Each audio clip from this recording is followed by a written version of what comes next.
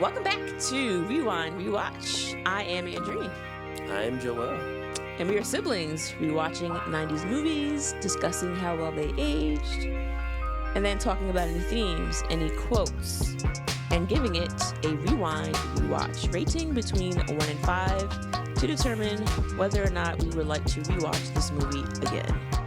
Working off of the list of requests by you lovely listeners, today we will be talking about Armageddon from 1998. It is a PG-13 movie with a 2.5-hour runtime. That's a lot of minutes. I mean, this movie was so long. Like, just so long. It's definitely a blockbuster epic. Yes. This was requested. In every sense of the word. In every sense. There's so much to get into. All the senses will be discussed. I assure you. This was requested by Nick and Ayla. Yeah, so shout out to them. I feel like Nick is a back-to-back. Oh. Yeah. He had juice too? Nick had juice as well. Oh, okay. So shout out to you, Nick. Nah, he's a lucky duck. So listeners, if you want to be lucky ducks like Nick, and I think like Flip Stickers has had some luck in the past He's as well. a very lucky duck. Yeah. You need to submit more requests, because the more you submit, the higher your chances. it's like entering a raffle. You gotta buy more tickets. Except these tickets are free. Yeah, see? So that's the thing. The more movies you let us go you want us to talk about, then the chances are higher that we will say your name on our lovely podcast. So everybody, when no one is around you. so everybody will know who you are and that you listen and that you love us. Yeah, because basically what's happening is we're compiling this list and just putting a bunch of the movie names. We have accounts so we can see, like, we set up the spreadsheet so we can see like how many people requested it, but we're not looking at the names until we've already picked the movie. So we picked these films, all of the films, without kind of looking at who's suggested them. So Nick happens to be our lucky duck for this week. All right. So there are a lot of people in this movie, so I'm not going to do the usual. I mean, it's 2.5 hours. they had to fill all that time with somebody. Yeah. So we're not going to do the usual rundown because it would just take up too much time in the podcast, and we really want to get into the thick of things. We really want to talk about our thoughts on this film. So, I mean, I'll talk about the main two stars would probably be Bruce Willis and Ben Affleck, are like the two mains. Mm-hmm. And we've talked about Bruce Willis before because we've covered him in The Sixth Sense. We've also covered him in The Fifth Element. So Ben Affleck, I'll just do briefly. He was also in Good Will Hunting, The Town, Argo, and Gone Girl are like the ones that I think about as far as like the big hits for him. Batman. Oh, yes. Oh, God. What was it? Batman versus something? I don't know, but it wasn't great. He was in a Batman film. Probably the worst Batman film of the last 25 years. So, kudos to him, I guess. Shout to him. All right, so let's start off with the one-sentence summary. Look at you. So I remembered this time. Look at you. You're remembering now the time that you don't have to do it. So with a gun to your head.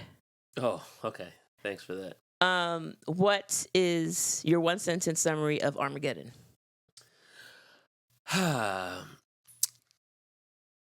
NASA enlists a team of oil drillers to blow up a giant meteor before it destroys the Earth. Yes. You were able to get all 2.5 hours in to one sentence. Congratulations. That's the overall idea here. Congratulations. And yeah. So the movie, just quickly, like it opens up and there's this meteor shower that we see happening, and pieces of this asteroid are falling from the skies, hitting various cities. We're seeing New York City and how pieces are like falling from. I mean, it really reminded me of like 9/11, like the building and like people like literally falling from the sky. So I'm glad you mentioned that because I was also thinking something similar watching this movie and thinking about the fact that it's 3 years before 9/11. Mm-hmm. And I'm like, there's no way they're shooting this the same way. Yep. After 9/11. Yep. Even if they had the same film idea, they probably would have put it somewhere else, LA or Chicago or something. Mm-hmm. But you're probably not showing this level of disaster in New York City right after 9/11. So I think that alone was a sign that this film was pre 9/11. Yeah, you're absolutely right about that. And the third person I suppose I need to talk about is Billy Bob Thornton. He plays Dan Truman. Billy Bob. And he works for NASA. He's been in a bunch of stuff: A Simple Plan, Monsters Ball, Bad Santas, Friday Night Lights, Bad News Bears, and then the TV show Goliath. So he's a big name. And he's got a new Paramount Plus show coming out about an oil rig man. So look at that. Oh, very apropos. Yeah. He's not an oil rig man in this film, though. He's just a NASA bigwig. So wait, I have to pause here. So when you say like he's not an oil rig man, Yeah. so you know they're called roughnecks. Oh, So here's the thing. Like the song? Yeah, okay, here's the thing. So I'm watching the movie. MC Light? Shout out to MC Light.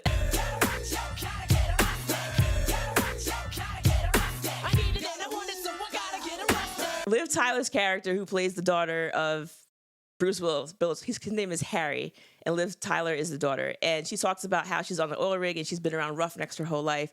And so I'm like, why they keep saying this roughneck word? So I Googled it. And like literally a roughneck is a person who works on an oil rig. But every time that they said roughneck, in my head, I'm like, got a roughneck, gotta get a roughneck. Got a roughneck, gotta get a roughneck. I need this what I want, so you gotta get a roughneck. That's all I kept hearing in my head. That's amazing. Now I want to see Liv Tyler rapping that song.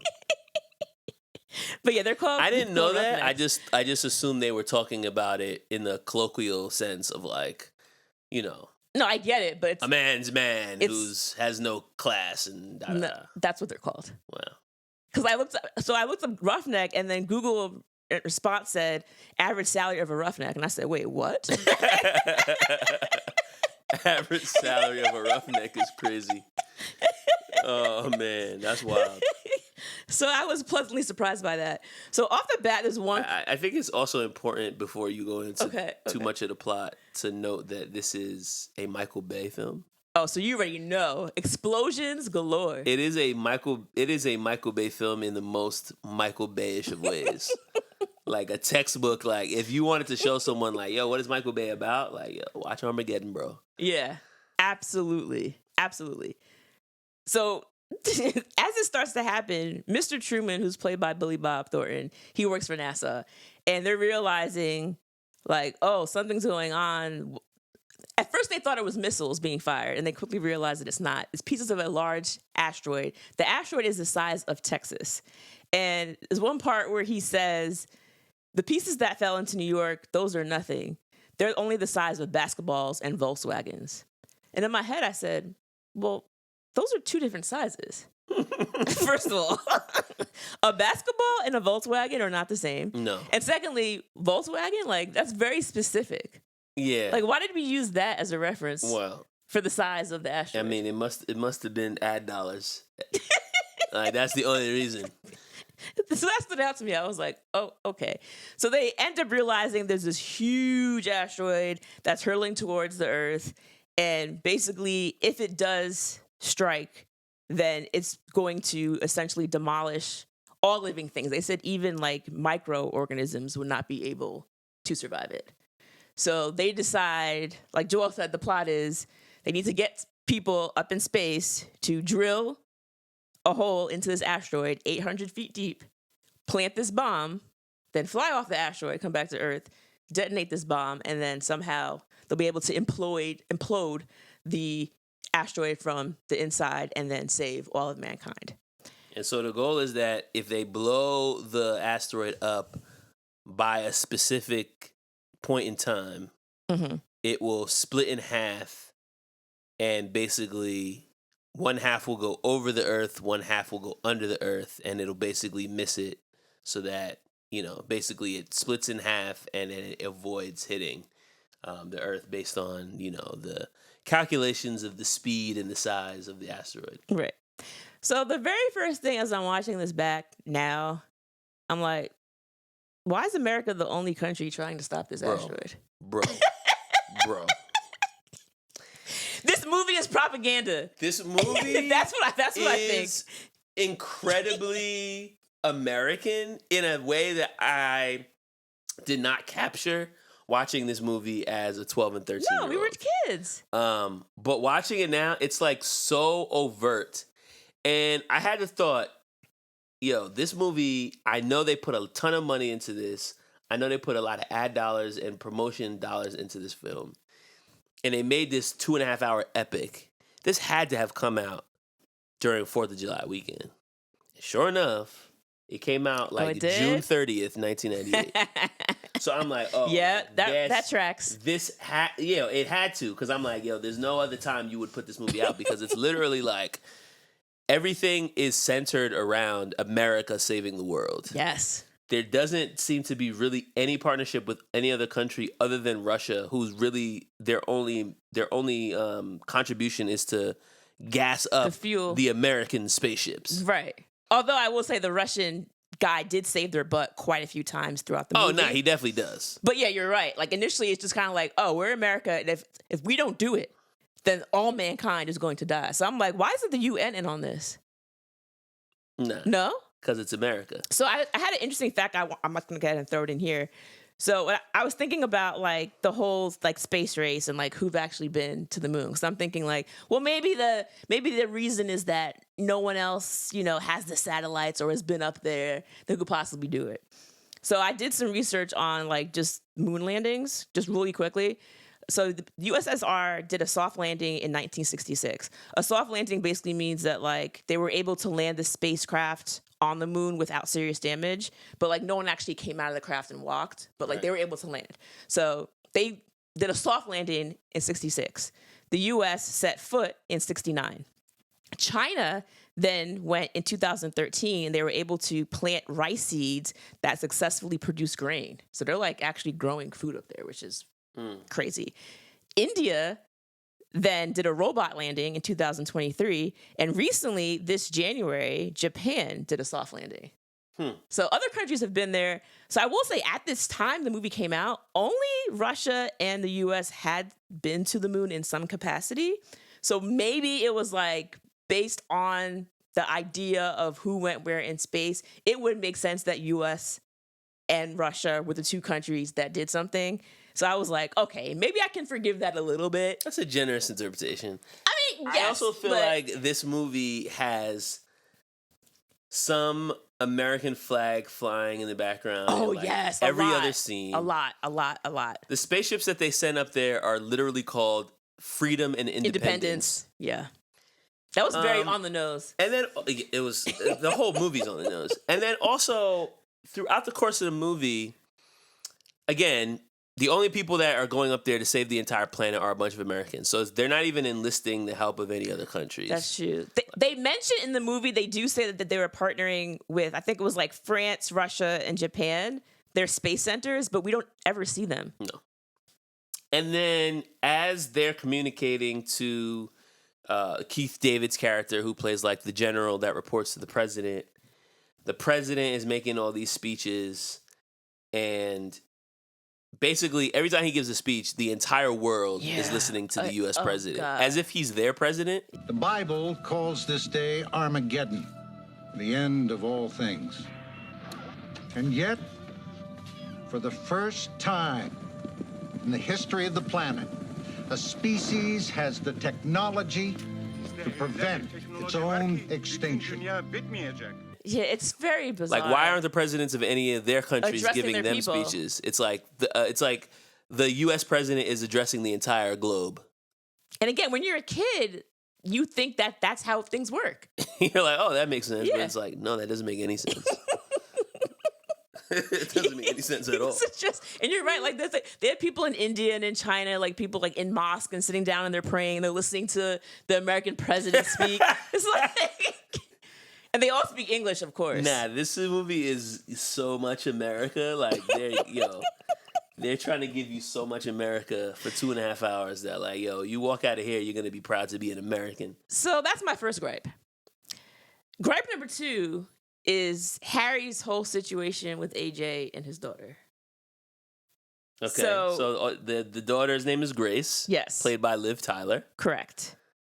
And Liv Tyler... So what's their situation? So Liv Tyler, we find out that her mother left when she was younger. Mm-hmm. And so she was raised by Harry, played by Bruce Willis.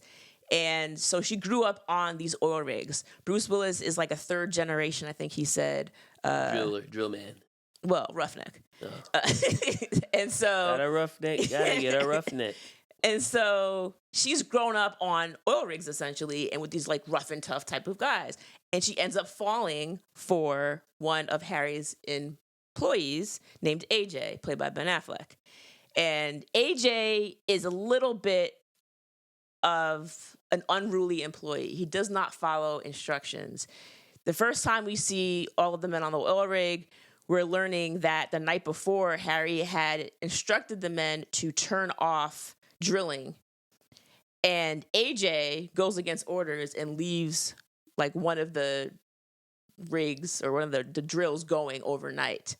And he ends up like hitting oil, and it's causes a whole mess of a situation. Their clients are there. It's a whole disaster. And it's kind of like, bro, you don't follow orders. And he's all about listening to his gut and doing what he thinks is right. Mm-hmm. He's that kind of person. So already it's like, he doesn't really like this guy already. And then while he's in there, like, yelling at him, he sees a bra in AJ's bedroom. And he's like, bro, what is this? And he's like, huh? How'd this get in? Acting like he doesn't know. And then he's like, I can explain. And then he's like, wait, be quiet. Don't say anything.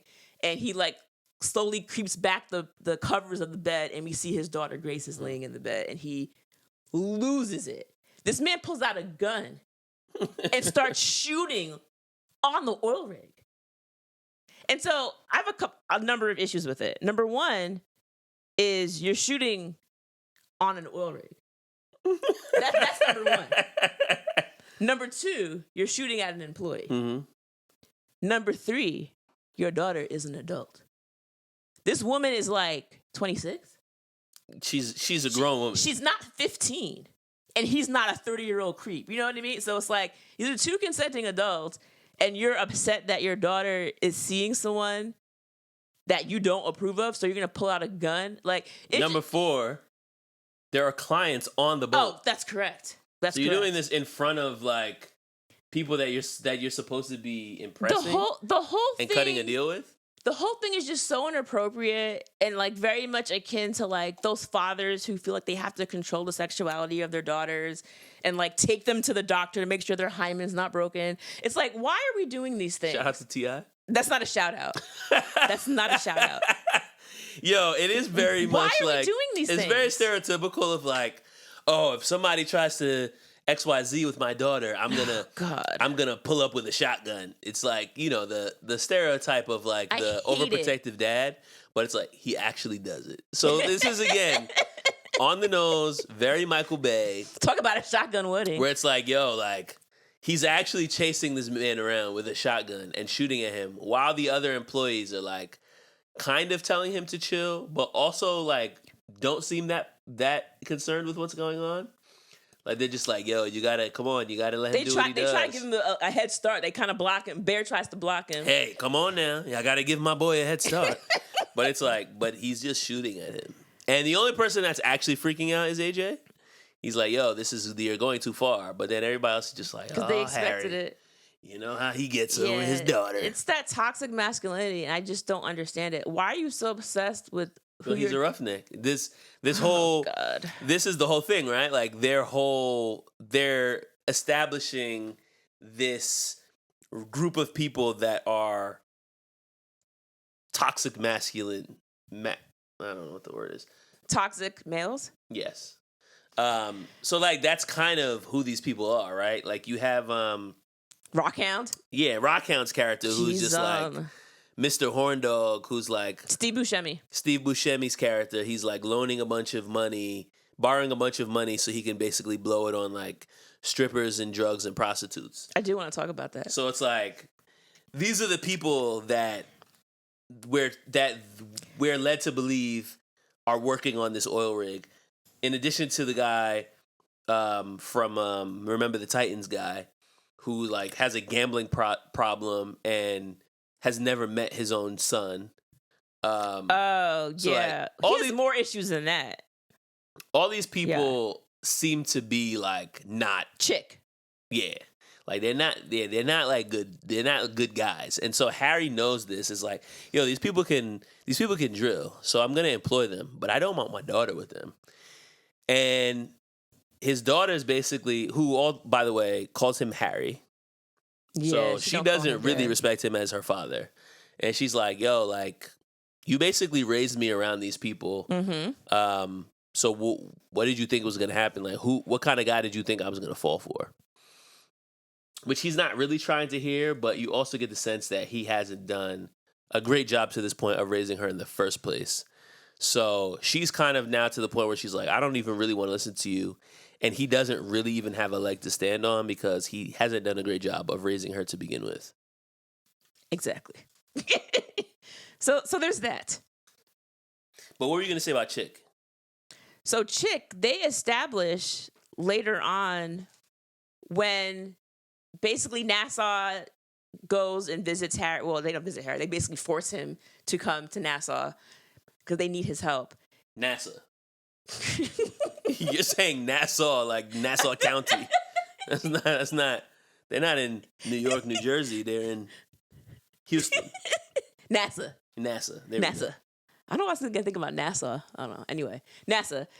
They make him go over there to assist them, and they quickly debrief him and let him know what's happening. And once he realized the gravity of the situation, got it.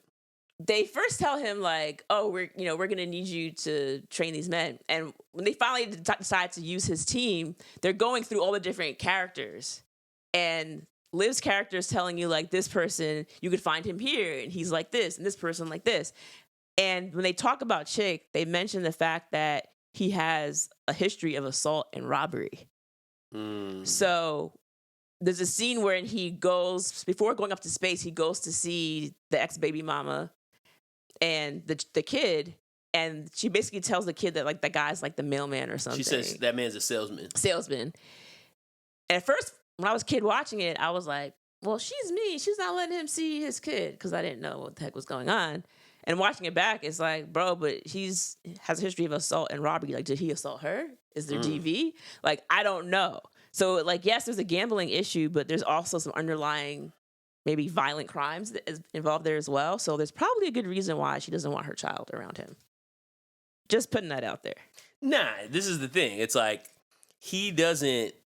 none of these people really seem to be good guys, including Harry, who is like wielding a shotgun and trying to kill this guy because he slept with his daughter. So this is kind of just what it is. Not to mention, after they get enlisted for this mission, Harry bargains for them to basically get like one day to, kind of live their lives before they have to go up to space and potentially die. And half of them basically get arrested.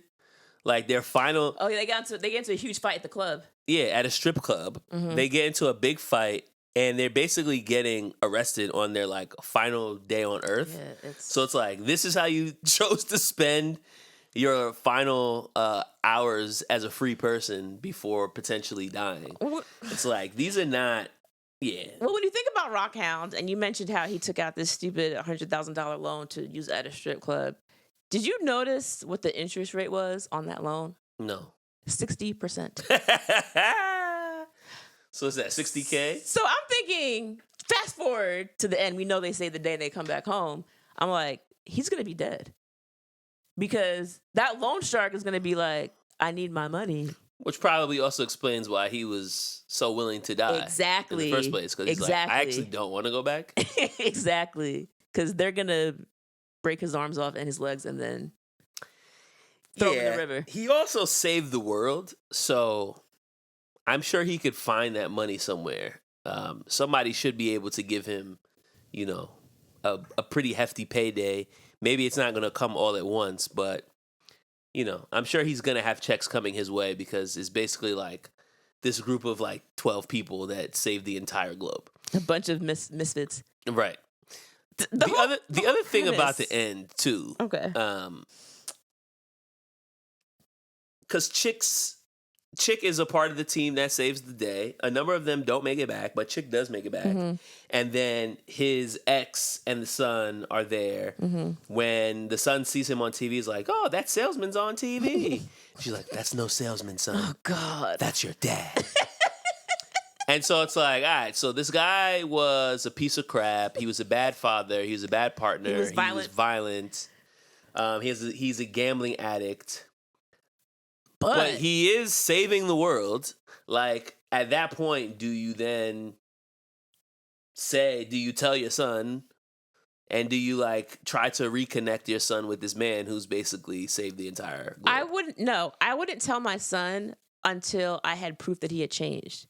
Because you can save the world and still be a POS. Not the systems in Bar Rescue, not those POSs. You know what I mean? Like, it's not mutually exclusive. Just because you save the world doesn't mean you still don't have a gambling problem. Right, yeah. Yeah, it was like all was fixed. It was like all was fixed because, you know, we didn't die. Perish. We all didn't die in a blaze of torture. So, you know, we have your daddy to thank. So now he's your daddy. Now he's your daddy. So that was a lot. Road Dogg, we just talked about him, but really fast. It's like Road Dogg is Rockhound. Sorry, Rockhound. Real fast. It's like Road Dogg is the guy from WWF. It is. D-Generation X. Shout out to Road Dogg. Shout out to badass Billy Gunn. Oh, you didn't know? Oh, you didn't know? Your ass better call somebody. Why was I thinking about Road Dogg? I don't know why you said Road Dogg. Oh, that's hilarious. Okay. Rockhounds. Rockhounds. Yo, Road Dogg had a because the thing about Road Dogg, I don't know if you guys watch wrestling, but Road Dogg he was a white man with a fade and dreads on the back of his fade. It was like a mullet with dreads. But he was lit. He was so lit. You couldn't tell me. He was. If you don't know what we're talking about, just Google Road Dogg. Just look at his hair, bro. No, YouTube it.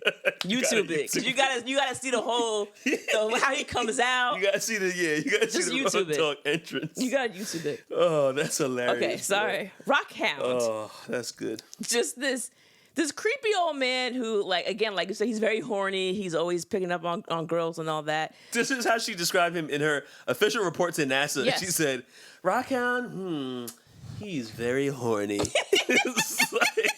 That was his character profile. This is how she's talking to generals. Yeah. Like. And Billy Bob Thornton's like, okay, why are you telling me that? I don't care. But what's crazy about him? He's a very horny guy. when the president of the United States sends generals, shut up. He sends generals to the oil rig to get Harry early on in the film. And when they show up, Rockhound goes behind Harry and he's like, whatever they're saying. I didn't know how old she was. And again, that's supposed to be funny. Oh, that's not. But watching it now, I was just like, oh, so you're just out here smashing whatever, not asking ages, not even wondering. And I'm sure he smashed underage women. For sure. 100%. And it's like, but that's just Rockhound. He's a horny old man. Yeah, he's a horny guy. And I was like, yeah. And then not only that, but like when they're going through training, and the training, I got to get into that as well. But when they're going through training, they have... The 12 days of training? Jesus. They have this, I believe her name was Watts, who was supposed to be training them. And she's giving them very pertinent information about how to stay grounded in space. And all he's wondering about is like, oh man, like it'd be great if she can kick me in my balls. And it's like, bro, like why? What are we doing here? Well, his whole character, I just couldn't. They're roughnecks. Get him up out of here. This is the whole thing. Like, but they're all not like that. Nah, but he's horny. Okay.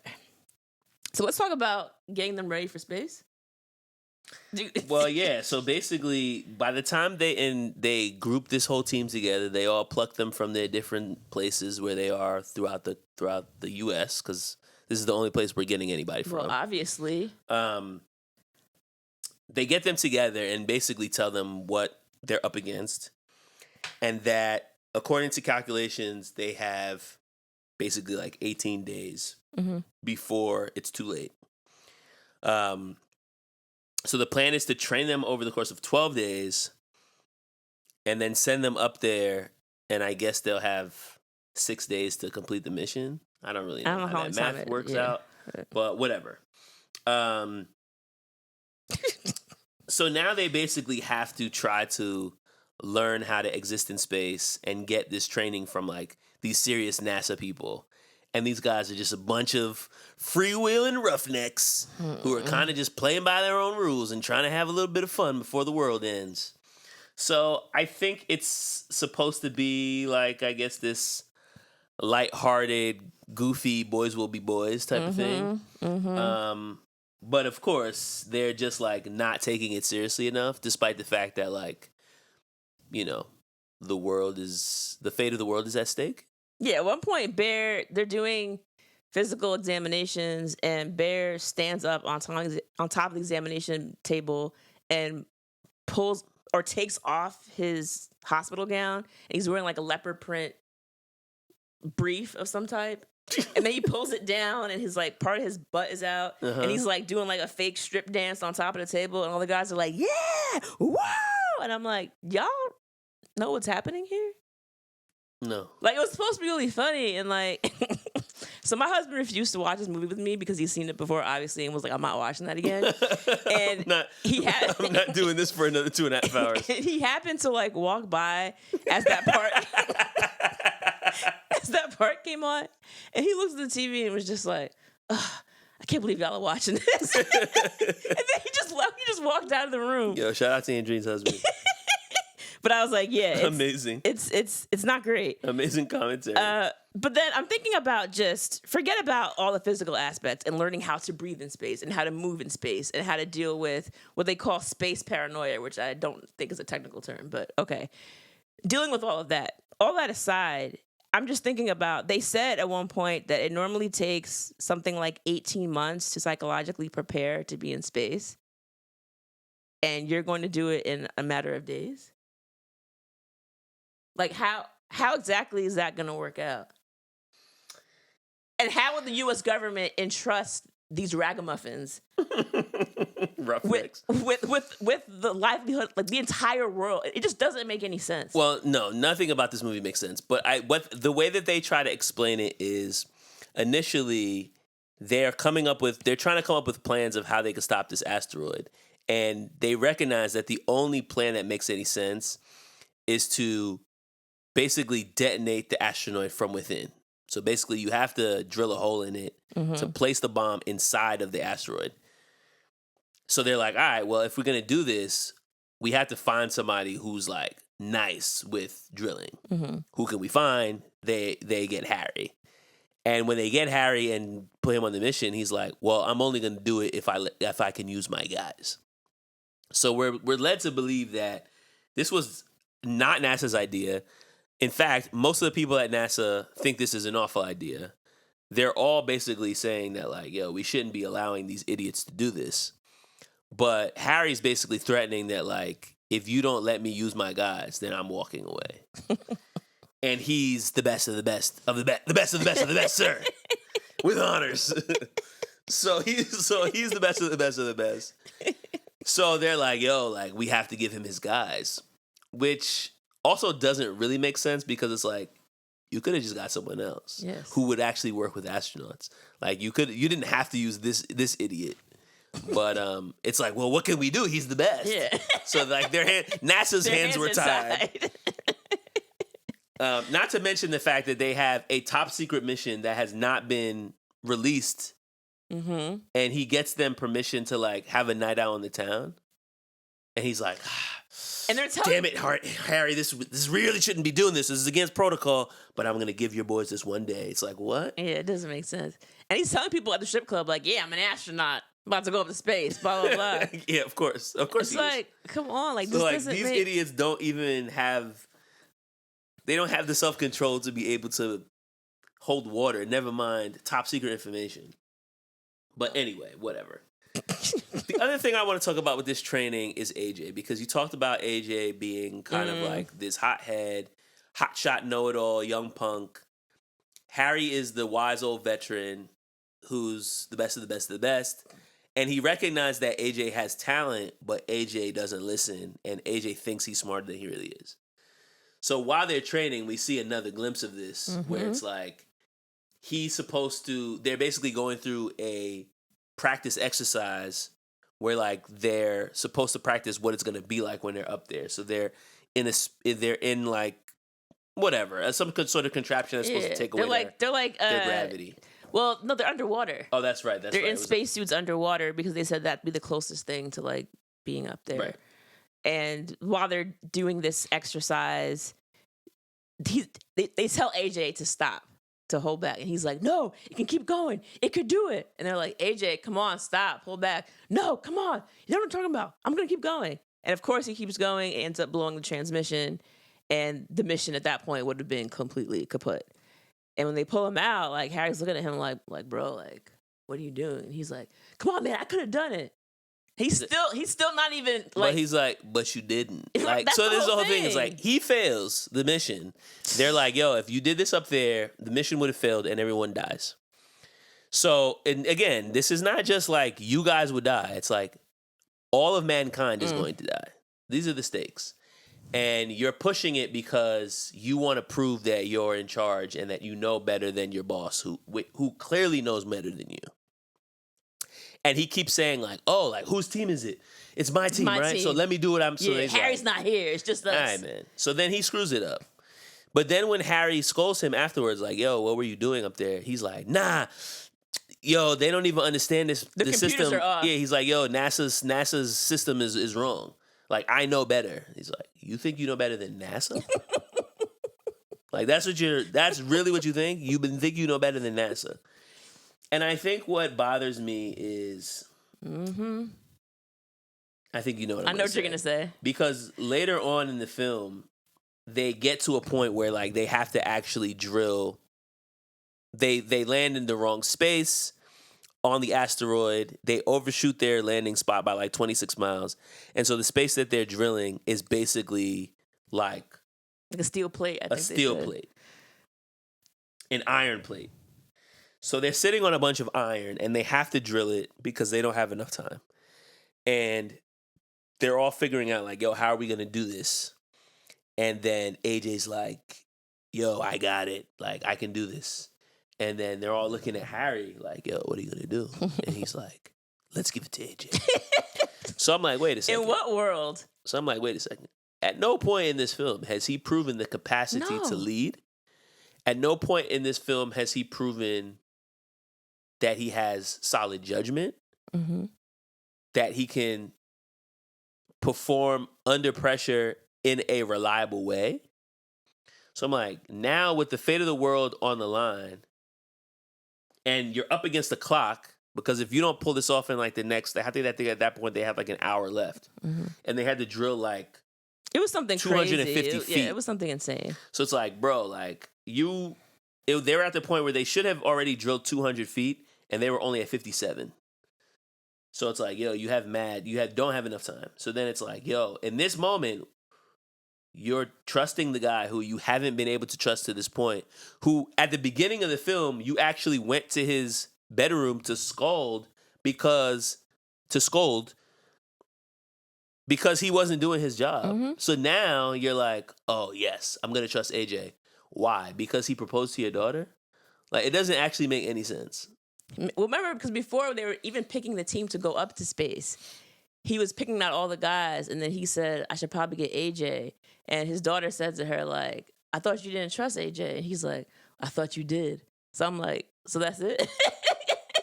Right. But you don't trust him. So you don't trust him, somebody else. But you're going to pick him because your daughter does? Your daughter who calls you Harry? Because she doesn't even trust you. So then it's like, wait, what? That didn't make any sense. Not to mention, the math didn't really... The math ain't mathing. The math was not mathing because at any point. They were talking about how they were up in space, and like you said, like in 2 hours, they had drilled like 57 feet. They were supposed to get to 800 feet. But they only had... They said the asteroid was going to cross zero barrier in 5 hours, okay? They already spent 2 hours doing 54 feet. So I'm like, you mean to tell me they had, what, 3 hours left? How are they going to get the remaining, like, over 700 feet in 3 hours? It just didn't make any sense. Yeah, they literally didn't have enough time. Yeah. And then it seems that his only, like, method was to just, like, push the machine as hard as he could. Mm-hmm. Which anybody could have done. But it's like, what? How did it not just get ripped to shreds? Because you're trying to... Because the last one did. You're trying to drill through iron. So it's like, what? Because they lost the last machine. So it's like, they had 2 of them, remember? They're like, come on, we got to pull out. There's no much time. He's like, hold on, I'm almost there. I got it. Just a few more feet. I'm at 800. Yeah. Oh, hell yeah, AJ. You did it. And I'm like, what? It's like, how did he do it? Does anybody know? Are there any roughnecks listening to this podcast Listeners, if you're a roughneck, that could explain to me how he did it? Because I still don't know. That didn't make any sense. That was crazy. The timing was way off. They didn't have enough time. They needed 10 hours to do it. That's what they needed. Yeah, it's insane. And it's also like, why, out of everybody here, why are you all relying on this guy who's not only the least experienced because he's younger than everybody else, but he's also the one who has shown the least ability to listen. He had to redeem himself. Yeah. You know, for the character arc, I suppose. So I wanted to talk to you about General Kimsey. General Kimsey was the general who, you know, is actually part of NASA, who goes up there, and at one point they realize there's not enough time for them to dig the hole and drop the bomb. But there's something wrong with, like, the detonator. There's supposed to be a way for them to be able to remote control it from Earth, but they were going to lose access to the remote control in something like 5 minutes. And so they call the president, and the president makes this call, and he basically says, look, let's just go ahead and detonate the bomb right now. They're all going to die, yes, but maybe we'll be able to save mankind. And Truman is basically like, if you do this, we're all going to die because it has to actually be inside the asteroid. Yeah. If it explodes on the top of the asteroid, it's not going to do anything, and we're all going to die. Right. So they give the order anyway. And so you have the character General Kimsey on the actual spacecraft, and he gets the phone call, and they're like, basically like, yeah, we're going to go ahead and blow it up. And so the bomb starts ticking away because now it's on remote control. It has like 5 minutes or something. Yeah, it's like a government government overrides NASA, basically. Yeah. So as this is happening, of course, all the guys are freaking out because they're like, this is ticking down. What do we do? And the general was just kind of like, yo, this is how it is. I'm here to make sure it gets done. And they're like, do you understand what's going to happen if this goes off? Like, everyone's going to die. And he's like, well, those are the orders. Oh, you're talking about the guy that's in space. Yeah. Oh, I thought you were talking about Keith David. You're talking about, I think that was Gary Sinise. The one who's up there with them. Is that Colonel Willie Sharp, maybe? Yes, Sharp. So sorry, yeah, I don't know who Keith David is. That's why Keith David's the black dude. Oh. Sorry, I'm getting them confused. Okay, it makes more sense. Yeah, so it's Colonel Willie Sharp is the guy who's actually up in the air with them. Okay. And so he decides, like, I got the phone call from the president, and so this is what we have to do. I'm gonna make sure it happens. And so I'm watching this, and I'm just like, but bro, like, they're telling you if the bomb explodes right now on the surface of the asteroid, it's not going to do the job and everyone dies. So at what point do you realize, like, yes, there are orders that you're getting, but the orders don't make sense and you're here? And it took, like, basically Bruce Willis's character, Harry, fighting with him and him, like, knocking him out for him to be like, do you spare your daughter's life? You can get this done. And it's like, he's like, I mean, yeah. Because the way I see it is, like, if you do it your way, everyone's going to die anyway. So why not just let him try? I just didn't understand. Yeah, it didn't make sense for that reason. But also, it also doesn't make sense for him to be saying, like, oh, we're going to stick to this mission. We're going to do whatever the president's orders. They get in a fight. He knocks him down. And then he gives him, like, a 30-second speech. And then they shake hands, and then he's like, you're right. But it's like, What did he say in this speech that made you change your mind that quickly? I've been drilling holes in the earth for 30 years, and I have never missed a depth that I have aimed for. And by God, I am not going to miss this one. I will make 800 feet. 42 seconds. But I can't do it alone, Colonel. I need your help. You swear on your daughter's life, on my family's, that you can hit that mark. I will make 800 feet. I swear to God I will. And let's turn this bomb off. Literally, the clock is ticking, like, as they're having this Oh my God, tussle. it was so dumb. So, like, literally, the amount of time that passed from the start of the argument to the end of the argument was maybe 45 seconds. And then he's just like, yeah, you're right. And it's like, wait, what? Like, you were ready to kill everybody up there less than a minute ago. And then, you know, he basically gives you one of those stupid speeches like the ones that he gave in Fifth Element. And then he's just like, all right, yeah, that works. That works. The other thing that didn't make sense, to your point, is like, everybody's going to die if you get this wrong. I think there seemed to be this this sense of, like, the chain of command, right? So, like, Keith David's character is basically telling Billy Bob, like, yo, I don't care what you're saying. The president gave me orders, so this is what we're doing. And then the guy who's up there, it's not Gary Sinise, it's this actor named William Fichtner. But he's up there, Colonel Sharp, and he's also taking orders because the president said it and my general said it.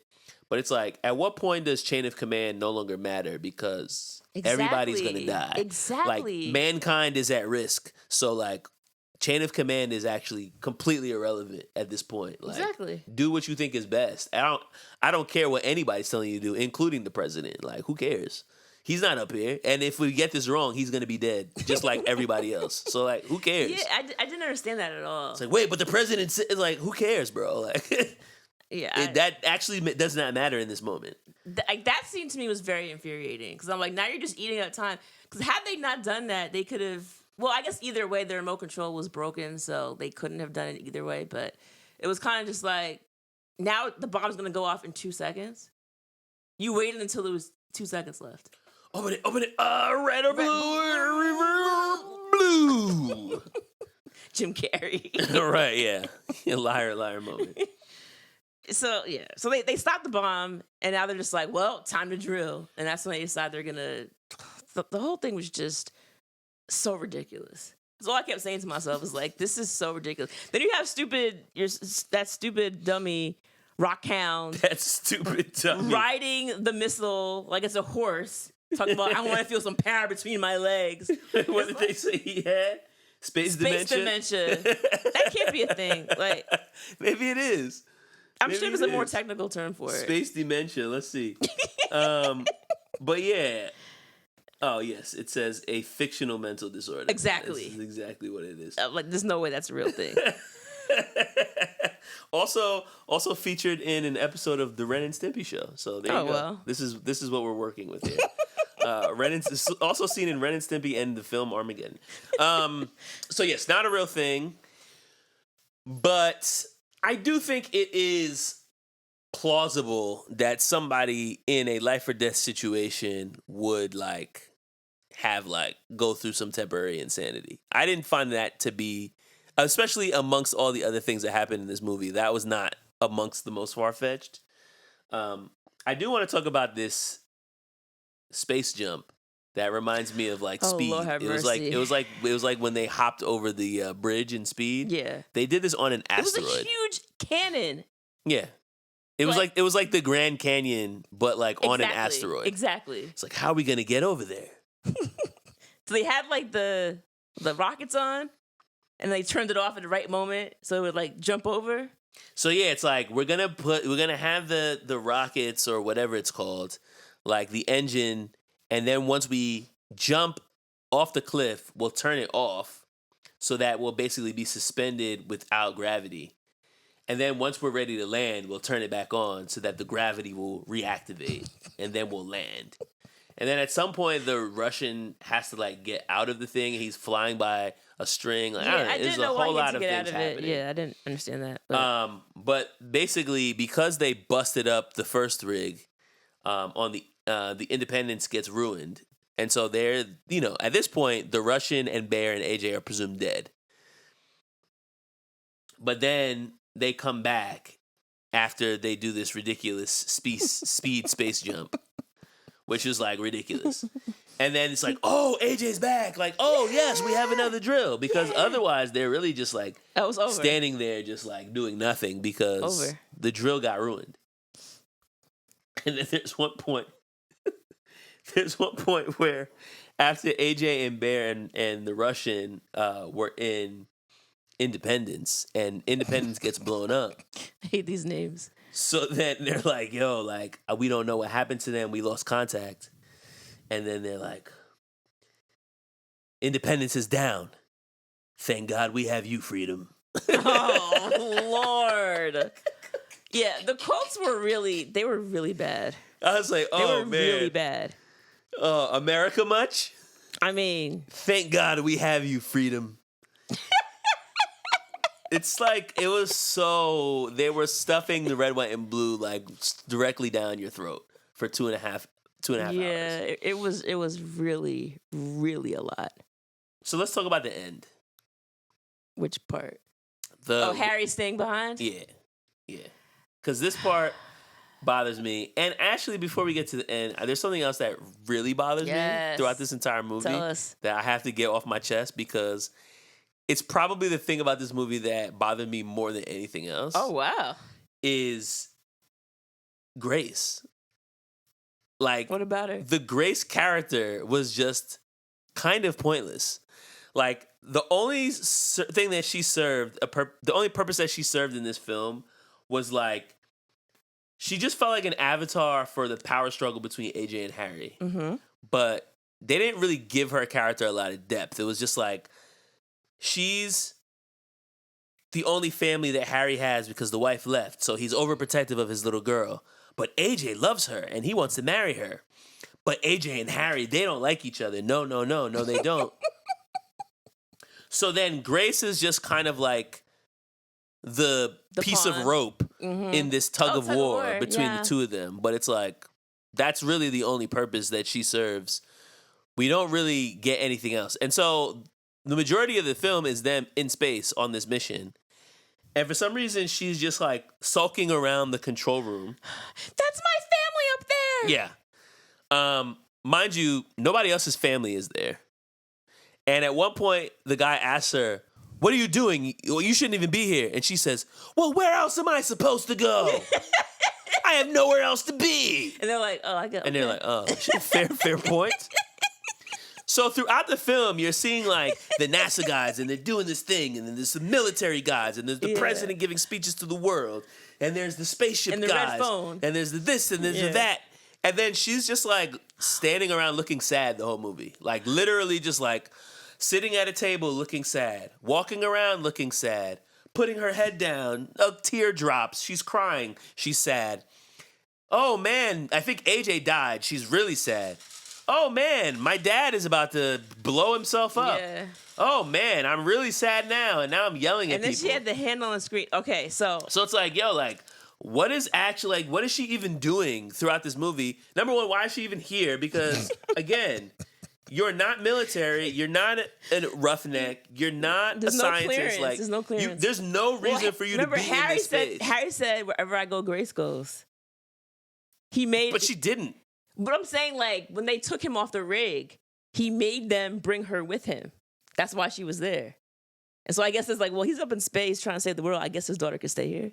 I don't know. I just feel like all of the, like, I'm sad shots were supposed to be the emotional tie. Tug at your heartstrings. Of like, oh, hey, they have something that they're fighting for. But I just found all of those shots to be gratuitous, and like they didn't really actually add anything to the story. It's just like, what is the purpose of this character and why they keep showing her? She's not doing anything.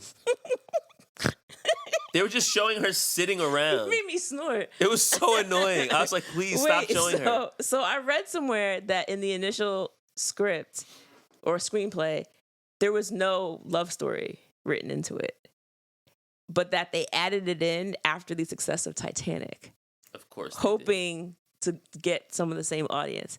So, But the Titanic is a romance story.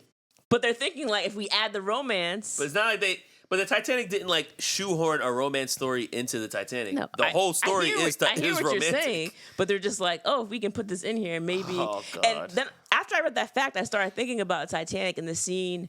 Wasn't there a scene like in the car with Jack and Rose and like the hand on the window? Yeah.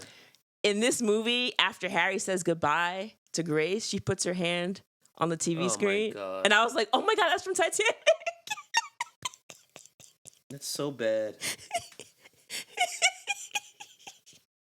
She just drove me crazy. Every time she came on the screen, I was just like getting more and more annoyed. So could they please stop showing Grace? You want to see the little boy with the salesman daddy instead. I didn't really care for him either. I could have used a little bit more Eddie Griffin. You know, we saw him in the opening scene with Little With his Richard. dog, With his yeah. dog, Little Richard, and then we didn't see him anymore. But They also had Mark Curry. it was, yeah, they did have Mark Curry. But it was just like, yeah, it's way too much Grace. And like, she didn't actually add anything to the story other than like, yeah, like I said, it was just like a plot point. Her whole character was just a plot point. All right, what else did you hate? That was the main That thing was the main that I one. had to get off my chest. I mean, yes. So now we can talk about the end with the bomb. So you said Harry, basically they're like, yo, they realize trigger- it doesn't yeah. work, and so they're like, someone has to stay behind, basically, because they only have 2 seconds. So someone has to hit the button after we fly off. they had more than 2 seconds. No, the bomb. So the bomb that was on it only had. I'm saying the bomb had 2 seconds on the timer. Oh, yeah. On the timer. So basically, like whoever presses it, like once you press it, it's like it's gonna Yeah. blow up. And they had to get off the asteroid. And so I'm watching this and I'm like, so they're like, okay, who's gonna stay behind? But I'm like, shouldn't one of the astronauts stay behind? I feel like as an astronaut who's up in here, like you're trained for this. This is your job. Like I'm just here because I could drill a hole. Yeah. I did my part. Yeah, I did my part. Yeah, that's true. So as I'm watching it, I'm like, bro, it should be the male guy or Watts, the female astronaut. that's I'm a good like, point. one of y'all should have been like, okay, this is my job. I'm willing to die for my country. And, you know, America, all that stuff. Right. Well, it's the whole world, sorry, it's not just America. But go down, do your job as an astronaut, and get it done. You're gonna trust one of these roughnecks to go down there to press the button. Like to me, I felt like they had already done more than they should have, and it should have been one of them to step up and be like, "Okay, we'll take it from here and we'll finish it up." Yeah, that's actually a great point. I didn't like I didn't that. even think about that.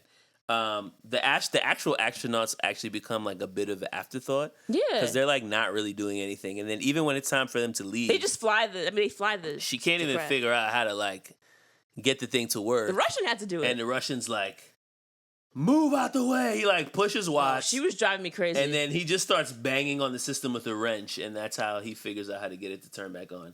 In Russia, we do things like this. because It's of like, course all right. Russians are all so aggressive Yes. and yes, you It know. was a little bit over, Yeah. over the top. Now, at this point, they are like, yo, who's going to stay behind? They decide to draw straws. And who gets the short straw? AJ. Mm-hmm. So it's like, dang, the young boy is going to have to take the L. And he takes it in his stride. Like, yo, this is what I have to do. Like, let's go. I'm ready. I'm ready to die. So Harry's like, I'm going to take him down. Mm-hmm.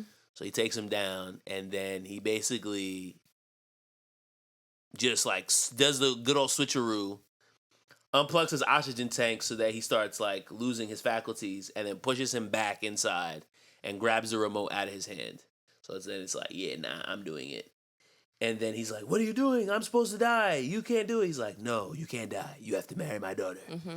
And then he says, AJ, I always thought of you like a son. Oh my God, no, that was bad. Which That was drove me bad. crazy because it's not true. I said, that is an enormous lie. It's not true. It's not You true. actually You tried to kill were him. actively shooting at him with a shotgun less than a month ago. You were yelling at him in training all the time. a week ago. And on the oil rig. Right. So then it's like, what? Like, you've never thought of him as a son. And maybe it's a sense of like, we're gonna share this final moment because I'm gonna So die. I'll just say it. And so like I'm just gonna BS this guy so that he has something nice to remember me by instead of the actual truth. But Yeah, no, I didn't love like that at all. I didn't love that. didn't like that at Especially all. for somebody who's supposed to be like the tough, man about his business. He's the real of the real. He's the hero. And then it's like now he's like lying to save someone's emotions. Like that didn't even seem like it played along with the character that they had built up to this point in the film. What about AJ's response? I didn't remember what he said. He said, I love you, Harry. I love you. Oh, yeah. And I was like, mean, what? I just didn't. they didn't even like each other. So I this will- is the whole thing. so It's I like, will- you're saving him because you don't want your, like you You want basically your daughter to be alone. You don't want your daughter to be Yeah. alone, and like you're an old man, he's young. It makes sense for you to die instead of him. Like yes, I get why yes, he did it. Yes. But it's like you didn't have to say I thought of you like a son because you didn't, bro. Like you never thought of him like a son. Take care of Grace, or whatever the heck he said. But so during the psychological evaluations that the team went under, they had these tests where they have like, those like blotches of ink and you got to like say what you're seeing. The entire time you have the horny guy, the hound guy. All he talked about was like, He was a hound. all he saw was like boobs or whatever. This is a woman with large breasts. This is a woman with medium-sized breasts. Stupid. This is you with breasts. Oh God. But when AJ did it, he kept being like, that's Harry mad at me. That's Harry disappointed in me. That's Harry yelling at me. So it's like, there's something there about like him trying to gain approval from Harry that I will say was there. So I feel like him saying I love you didn't offend me as much as Harry saying I thought of you as a son. So I will say that. Yeah, that was bad. That was bad. So again, they're up against a clock. Mm-hmm. And they always have time in these films. Oh, you have to. For like a long dramatic speech when you're literally up against a short amount of time. We saw the same thing in The Fifth Element where they had to like get the elements together and then he's like giving Lilu this entire speech. It's like, bro, this makes no sense. So he does it again in this movie. Shout out to Bruce Willis. And so now they're like finally like, yo, let's get off this big piece of rock before he blows it to smithereens. So they finally figure out how to get it off. Now Harry's like, whoa, and he's falling all over the place. But the clock is tick, tick, tick, ticking. And now they're like under a minute. Like they have to blow this thing up. Yes.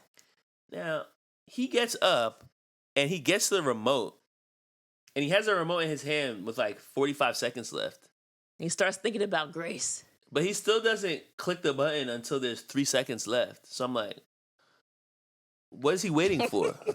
He had to reminisce about his daughter. Remember his flashback? He was seeing his daughter in different ages of her life, and that's all he remembered was. He should have been thinking about that the entire time as he's deciding to push AJ back. Like you had time to reminisce, bro. Like it's literally like, yo, if you don't do this in the next 30 seconds, the entire world is going to be destroyed. And you're just like standing there with the remote in your hand, like, I guess I'm gonna do it. Like, bro, press the button, please. Then you had the commander or whatever colonel on the ship who was like, he's not gonna press it. I'm turning back. And they're like, bro, he's gonna press it. Keep driving. He's like, no, I'm gonna turn around. It's like, what is your plan? Because I'm thinking like, you're not gonna get back there in time. So either I'm turning around. What are you gonna turn around and do, I sir? didn't understand. I'm like, so either you're gonna turn around and he's gonna press the button and you're all gonna die, or you're gonna turn around, he'll press the button, and then you guys just collide into Earth and you all die anyway. Right. So I'm like, just keep either way, just leave. Yeah. He's like, I gotta turn back. And I was like, what? Why would you turn around? I couldn't understand it. It didn't make any sense. It didn't make any sense. But it was also just like, yo, like, I don't even know. It was supposed His to just entire character, I was over him. It was supposed to add tension to the moment, I guess, of like, is he gonna do it or is he not? But it's like, we didn't need him to say any of those things to still feel the tension. Right. We're still feeling the tension of like he has 40 seconds left. So yeah, it didn't make sense. So then he finally presses it. He dies. He sacrifices himself for the good of mankind. and then Bear, the one black guy in the cast. Yo, Harry, you the man. Yeah. I was like, I didn't really care for that. oh, God. grown. You know, that's how we talk, though. Of course. That's how we all talk. You the man. You the man, Harry.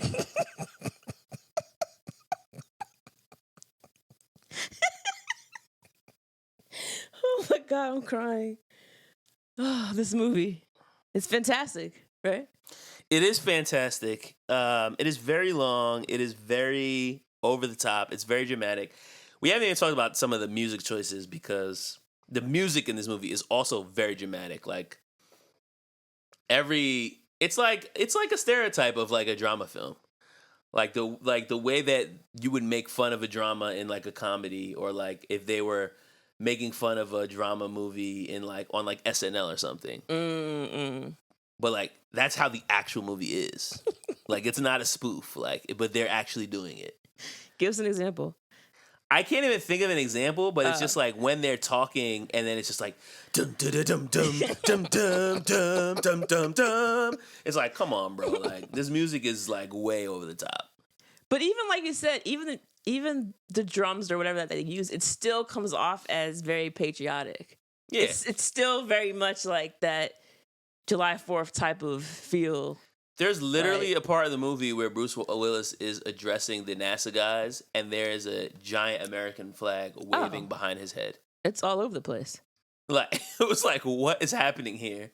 Yeah, because this is America, and we're gonna save the world. Yes, we are. And so they all come back. They're international heroes. I was gonna say national heroes, but no, they actually save the entire world. AJ and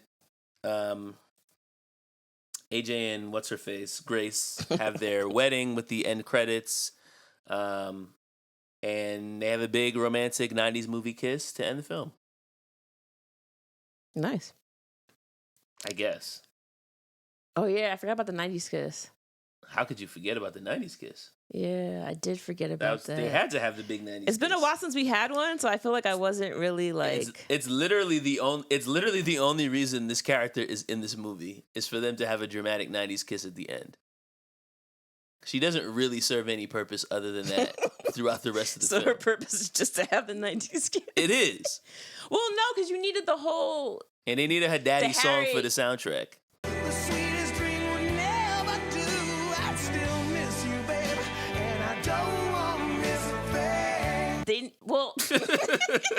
That's why. But the whole Harry and AJ thing wouldn't really have happened. As far as like him switching places with him, wouldn't have happened without Grace. That's true. So I mean, I suppose they had to put that in for the end, so he could the heart tug, like, you know.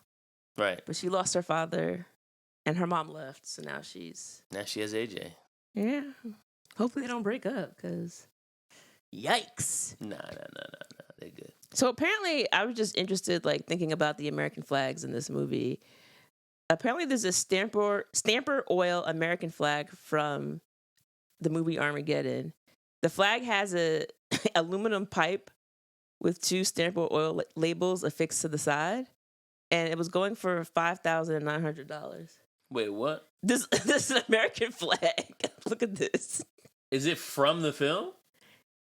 Like, is it an actual prop from the film? Stamper Oil American flag from Michael Bay's 1998 action sci-fi adventure Armageddon. Lord. Yeah. This flag was planted by the team upon landing on the Planet Killer asteroid. So they planted a flag on an asteroid that they were going to blow up? Why did they plant the flag? America. America was here. America. That's what you need to know. But it's like, but you're blowing it up. And nobody else is ever going to be up there again. So who is it for? Marking your territory on an asteroid? It makes no sense at all. Look, I don't know what to tell you. You can bid on it if you want. I will not be bidding on anything related to this film. I wonder what you think the theme of this movie was. Oh, God. I don't even know where to begin. So I feel like most times when I do this, it's like I'll have like 2 or 3 and I'll like line them up. And like, I just want to show you what my notes look like for themes. You want to share with the listeners what you saw? It says themes, and there's just a blank space on the Word document. So she came up with exactly 0, folks.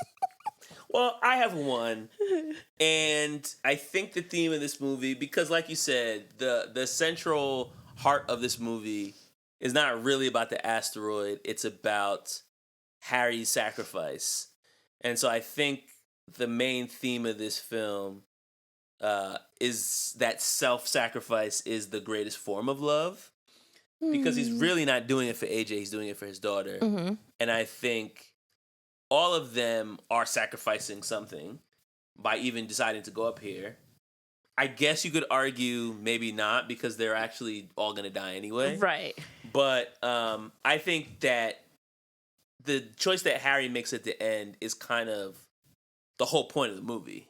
Like, it's all leading up to this point of, like, this guy that I don't respect, I grow to respect, and I'm actually going to approve that he marries my one baby girl, the only person in this world that I love.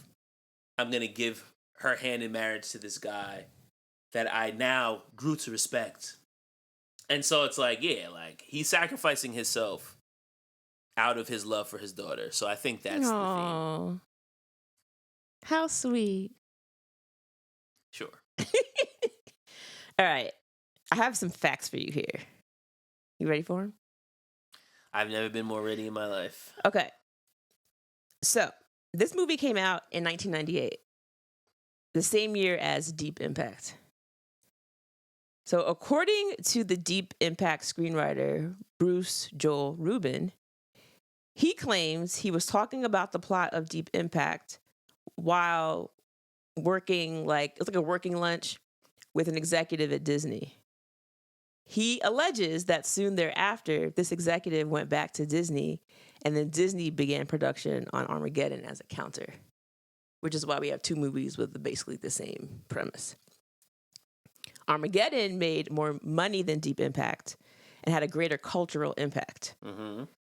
However, Armageddon is considered to be wildly scientifically inaccurate, whereas No. Deep Impact is credited with having more scientific accuracy. So, like, one, I guess, was more realistic, but the other one made more money. Right. So it's like... Have you ever seen Deep Impact? No. Have you? No. See? So it. That actually goes to the point. That tracks. Armageddon was, like you said, it was a massive movie that they pumped a lot of energy in. Not only I'm sure the budget was enormous, but also, like, it was everywhere. And it's 1998. It's not like you're going on streaming to watch movies. So everybody's kind of watching the same stuff, especially when a movie's really big, like a Titanic or an Armageddon. Yeah. It's like everybody's going to see it because it's like it's the movie that everybody's talking about. Exactly. So Deep Impact kind of got screwed, it sounds like. Yeah, it's unfortunate. Instead of building a set, the movie filmed on a real oil rig in Texas. This is actually normally pretty unheard of because oil rigs are very expensive and dangerous. But Bay said in a director commentary that he thinks that they allowed him to film there because the film featured the oil drillers as the heroes. So they were like, well, if we're the good guys, come on down. Mm-hmm. So they allowed that there. Willis was actually supposed to produce and star in a movie called Broadway Brawler for Disney, but film stopped being in production because there was a lot of issues where Willis ended up like firing a bunch of people and it was a hot mess. And so Disney sued him for the money that they lost going into the movie. So he wasn't DJing for them. No. So to avoid having to pay Disney back all this money, he made a deal. And the deal was he would star in 3 movies for Disney at a greatly reduced salary. The first of these was Armageddon. He only received $3 million instead of his usual $15 to $20 million. That's a huge pay cut. Yes. Sheesh. The other 2 movies he was forced to do was The Sixth Sense and The Kid. The Kid. So in the DVD commentary, Ben Affleck stated that he was talking to Michael Bay about it, and he was like, wouldn't it make more sense if we trained the drillers? I mean, if we trained the astronauts to be drillers versus training the drillers to be astronaut? And he claimed that Bay told him to shut the F up, and that was the end of the talk. So nice. Very, very constructive. Again, this is not a film that is concerned with logic or accuracy. It's just like let's have a good time and blow a bunch of stuff up. Let's see. Bay also revealed that he made Affleck get a new set of teeth because he felt that Affleck had what he called baby teeth. They weren't actual baby teeth, obviously, but he didn't like the way his teeth looked. And so this is not going to work for this film. Yeah. And so he stuck Affleck in a dentist chair for 8 hours a day for a whole week. The total cost was $20,000. They said, although Steve Buscemi expressed a desire to straighten his teeth, Bay told him, "Nah, you're good."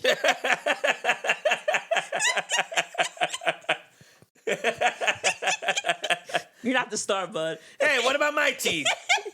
He was like, "Nah." He was like, "Nah, dog." Okay, quickly. You're not playing AJ. Michael Bay wanted Skeet Ulrich to play AJ, and he wanted Sean Connery to play Harry. But then he learned that a real roughneck wouldn't be that old, so Sean Connery was out. And lastly, I'm circling it back to a lot of good Son references today, but it just happened to be this way. But that was last week when we did Juice. Oh, you're right. My bad. So regarding Siskel and Ebert, Siskel gave this movie a thumbs up, but Ebert absolutely hated it. He wrote, "This movie is an assault on the eyes, the ears, the brain, common sense, and the human desire to be entertained." Yo, why were their negative reviews so rude, bro? I went back after we did the Good Son episode to see what they said, because you said that they gave it 2 thumbs down, and they absolutely destroyed that movie. They were so offended by it. I was like, wow, these guys don't screw around. So this is definitely on brand. Yeah. Because I was very tickled by that. But yep, that's it. So what is your I went first last week, so I'll let you go this week. What is your rewatch rating for Armageddon? So like, this is a movie I saw at least 2 or 3 times growing up. I feel like it was just a movie that was around a lot, especially, like I said, it came out when I was like 12. So I feel like I saw a bunch of times in the late 90s, but then like I never went back to watch it again since. And I kind of see why I didn't, because I feel like it's a movie that like does not live up to entertainment value that you expect as like an adult. I feel like this is like a blockbuster that probably would be more entertaining for kids, especially like preteens, because, you know, it's like a bunch of guys making off-color jokes, and then there's action, and then there's this romance story, and then there's bombs and things are getting blown up, and it's just like, it's all very like lowest common denominator stuff, but it doesn't, like, once you actually start looking at it from like an adult point of view, you're like, wait, this actually doesn't make any sense at all. So I feel like, on top of the fact that it's way too long. Oh my God. Right? Like way too long, because like you're focusing a lot of attention on like who these characters are, and then you're like showing them going through training, and like you probably could have sped a lot of that up. Because it's an action movie, and because you're trying to like focus on all the crazy things that happen when they're in space, you probably can't make this movie that much shorter, but you probably could have cut it down by at least 20 to 30 minutes and made it a 2-hour movie. So like, I think a lot of the setup was like a little bit extra, which is another reason I wouldn't be in much of a rush to rewatch this, because it's like, it's a bit of a time commitment. I'm going to say, I think I'm going to give this a 2. I think I'm giving this 2 rewinds. Like, the cultural impact of this film is probably the only reason I'm giving it any higher than a 1. But, like, it isn't what I would call a good film. There isn't a ton of, like, oh, I'm going to catch something different the next time. Right. I mean, it's a pretty simplistic plot line with, like, a ton of holes. Okay. 2. Yeah, I cannot support giving it anything higher than that. This movie was so incredibly long. So I feel like, especially when I'm watching a movie for the pod, I put my phone down, I'm paying attention because I want to make sure that I'm catching things. And I kept having to be like, Andrene, pay attention. Because, like, it just kept going. And I was like, oh, this is ridiculous. So I'd write stuff down, and then, like, next thing I know, like, I would pick up my phone, and then I'm like, oh, I have to rewind it because I missed something because, like, I wasn't paying attention. It didn't keep my attention at all, which is a very bad sign. And for an action film, I feel like there really wasn't a lot of action.